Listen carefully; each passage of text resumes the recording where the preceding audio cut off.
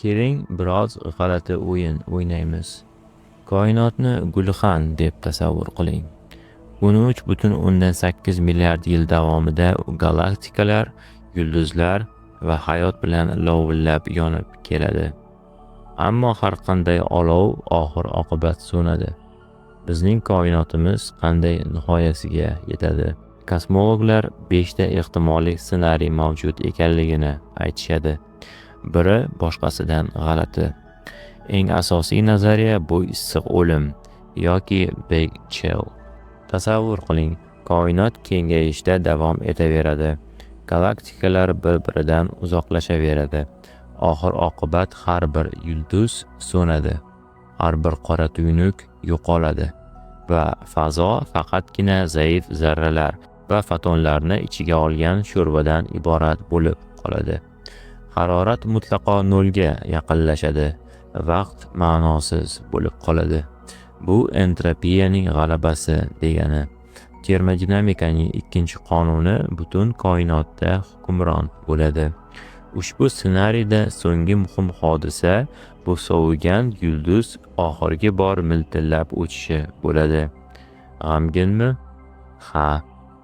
Ammo shivirlagan holda yo'q bo'luvchi koinotda qandaydir g'alati go'zallik bor. Keyingi ssenariy bu Big Rip.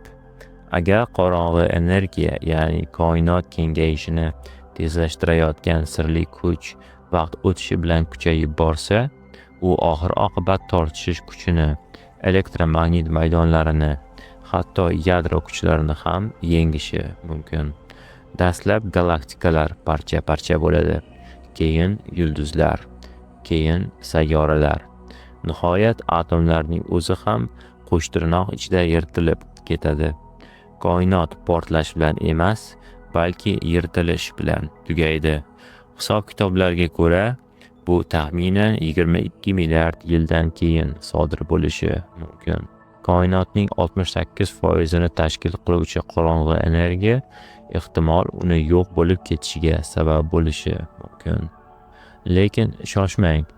Agar kengayish ortga qaytsa-chi, unda nima bo'ladi? Bu 3-ssenariy va bu Big Crunch nazariyasi bo'ladi.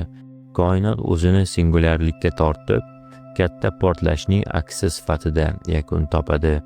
Butun materiya issiq va zich bir nuqtaga qayta siqiladi.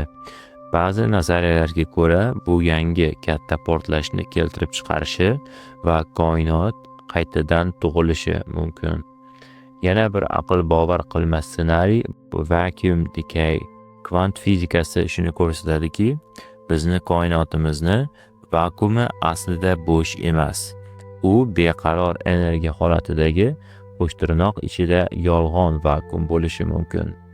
Agar kvant tebranishi biror hududni pastroq energiyali haqiqiy vakuumga surib yuborsa, bu butun koinotni yorug'lik tezligida kengayib yo'q qilib yuboradigan pufak hosil qilishi mumkin. Biz bilgan jismoniy olam bir kiprik qoqishda yo'q bo'ladi. Bir lahzada siz qahva ichayotgan bo'lsangiz, keyingisida na siz, na qahva va na sizni ichida sig'dirayotgan makon mavjud bo'ladi. Va nihoyat ehtimol eng aql bovar qilmas yakun ssenariysi bu Boltzmann miyasi.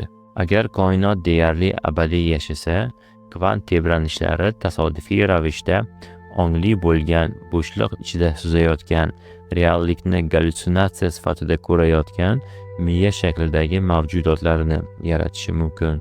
Ehtimol biz barchamiz allaqachon yo'q bo'lib ketgan koinot ichida o'z o'tmishimiz xayollari bilan yashayotgan Boltzmann miyalari bo'lishimiz mumkin. Aytmoqchi, bu haqida yarim tunda uxlashdan avval o'ylashni maslahat bermayman. Ushbu men keltirgan ssenariylar bu ilmiy fantastika emas. Ular ilmiy gipotezalar. Muzlab qolamizmi, yirtilib ketamizmi yoki kollapsga uchraymiz? Koinotning taqdiri biz hali ham anglashga urinayotgan tenglamalarda yashiringan. Fizik Lawrence Kraussning ta'biri bilan aytganda, koinot o'z dumini yeyayotgan ajdarhoga o'xshaydi. U o'z-o'zini harakatda yaratadi. Xo'sh, siz hali ham gulxanga termilishda davom etyapsizmi? olov bir kun kelib so'nar, ammo ungacha hikoyalar bisyor.